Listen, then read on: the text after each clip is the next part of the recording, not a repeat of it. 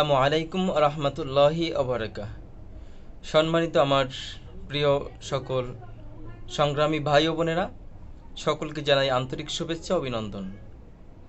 আমরা বাংলাদেশে যারা বাংলাদেশের রাজনীতির পরিবর্তন চাই, সমাজের পরিবর্তন চাই, রাষ্ট্রীয় অনিয়ম অনৈতিকতার পরিবর্তন চাই, যারা রাষ্ট্র সংস্কার এর চিন্তা নিয়ে আমরা অগ্রযাত্রা শুরু করেছি, আমাদের অনেক কাজ আছে।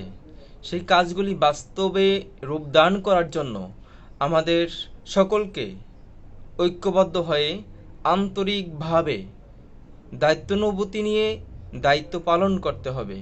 নচেৎ আমরা আমাদের অগ্রযাত্রায় পৌঁছাতে পারবো না, বা আমাদের গন্তব্যে আমরা পৌঁছাতে পারবো না। আমাদের আন্দোলন সফলতার ক্ষেত্রে অনেকগুলি বিষয় রয়েছে। সেই বিষয়গুলিকে আমরা যদি সঠিকভাবে নিজেরা উপলব্ধি করতে না পারি, নিজেদের ভিতর পরিবর্তন ঘটাতে না পারি, তাহলে আমাদের দ্বারা সম্ভব না এই সমাজের পরিবর্তন করা। এই সমাজকে যদি পরিবর্তন করতে হয়, আগে নিজেকে পরিবর্তন করতে হবে, নিজের পরিবারকে পরিবর্তন করতে হবে, তারপরে আমাদের যোগ্য নেতৃত্ব তৈরি করার মধ্য দিয়ে আমাদের সেই কাঙ্ক্ষিত লক্ষ্যে পৌঁছানোর জন্য সংগ্রাম করতে হবে। শুধু রাজপথে স্লোগান দিয়ে এবং কিছু প্রতিভাবামূলক বক্তব্য দিয়েই একটি রাষ্ট্র সংস্কার করা যায় না, একটি রাষ্ট্র গঠন করা সম্ভব নয়। আমরা দেখেছি ইতিপূর্বে আমাদের দেশে অনেক রাজনৈতিক দল রয়েছে, অনেক মানবিক সংগঠন রয়েছে, অনেক এনজিও রয়েছে, অনেক ধরনের সংগঠন রয়েছে। এই সংগঠনগুলি নানানভাবে কাজ করে তারা ব্যর্থ হচ্ছে।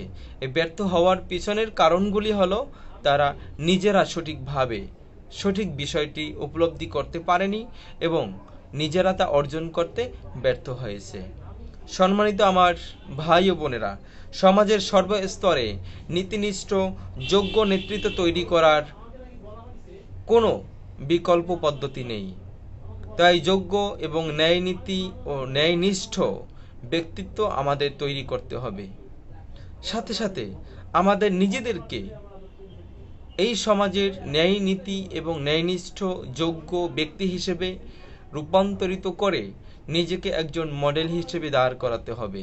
আমাকে যদি মানুষ দেখে ভাবতে না পারে এই লোকটির দ্বারা সমাজ পরিবর্তন হবে, এই লোকটির দ্বারা দেশ পরিবর্তন হবে, এই লোকটি আমাদের ভাগ্যের পরিবর্তন করতে পারবে, তাহলে আপনাকে আমাকে দেখে কেন রাজনীতি করতে আসবে? রাজনীতি করতে আসা অনেক ত্যাগ এবং স্যাক্রিফাইসের বিষয়। তো মানুষ শুধু শুধু তো সময় বিসর্জন দিয়ে আপনার পিছনে আসবে না, আসবে অল্প সময়ের জন্য, বাট যখন আপনার চরিত্র সম্পর্কে তারা জেনে যাবে তখন আপনার সঙ্গে তারা থাকবে না। এই জন্য আমরা দেখেছি যে আমরা মাঝে মাঝে বিভিন্ন কর্মকাণ্ড করি, তখন আমাদের সঙ্গ ছেড়ে তখন নতুন কোনো সংগঠনে তারা চলে যায়, নতুন কোনো চিন্তা ভাবনা করতে তারা বাধ্য হয়।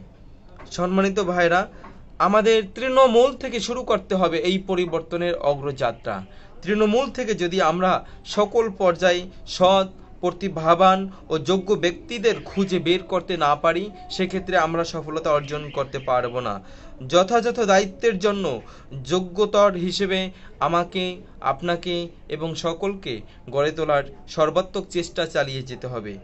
নারী ও পিছিয়ে পড়া জনগোষ্ঠীর যোগ্যতা বৃদ্ধি করার সর্বাত্মক প্রচেষ্টা আমাদের চালিয়ে যেতে হবে। বিশেষ করে সমাজের সর্বস্তরে সর্বক্ষেত্রে নারী ক্ষমতায়নের জন্য কার্যকরী পরিকল্পনা ও পদক্ষেপ গ্রহণ করতে হবে। যদি আমরা এই সর্ব জায়গায় ব্যর্থ হই, তাহলে আমাদের সমাজে যে অর্ধেক সংখ্যা নারী রয়েছে, এই পিছিয়ে পড়া জনগোষ্ঠীকে যদি আমরা সফলতার দ্বারপ্রান্তে নিয়ে আসতে না পারি, আমরা তাদেরকে যদি সতর্ক এবং স্বতঃস্ফূর্তভাবে আমাদের এই মহান কাজে অংশগ্রহণ করাতে না পারি, তাহলে আমরাই ব্যর্থ হতে বাধ্য হব।